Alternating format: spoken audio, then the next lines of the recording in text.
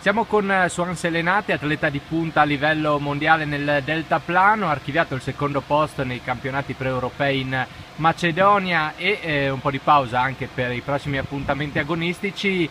Ti sei buttato tutto sul corso per insegnare ad andare col deltaplano a tanti appassionati sempre di più.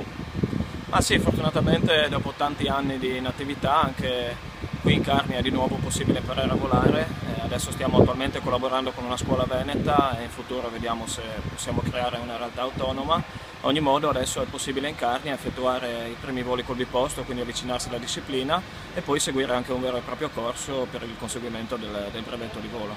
Bisogna fare riferimento all'associazione Volo Libero Carnia di Cercivento che tra l'altro questo fine settimana organizza la tradizionale festa del brutto tempo.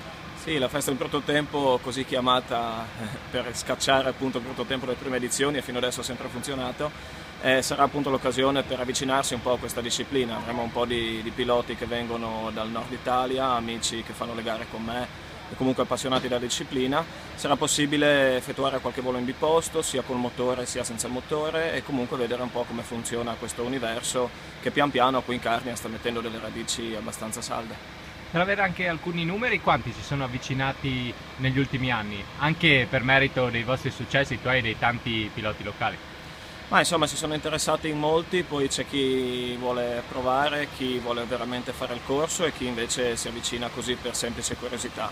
Però diciamo che anche se i numeri non sono ancora quelli degli sport principali come può essere il calcio o altri sport, comunque abbiamo avuto un grosso incremento. Diciamo che solo il nostro club, che pochi anni fa contava meno di 10 unità ormai, adesso grazie appunto all'impegno del Consiglio stesso e delle iniziative che facciamo ha raggiunto una trentina di piloti che praticano questa disciplina stabilmente, che si uniscono a quelli di Gemona, che sono almeno altrettanti con il deltaplano e più tutti quelli con il parapendio, quindi pian piano in una zona piccola come la nostra stiamo raggiungendo livelli abbastanza importanti come praticanti di questo sport interessante. Tornando alla tua carriera agonistica, si parla del maggio del prossimo anno per vederti di nuovo in volo.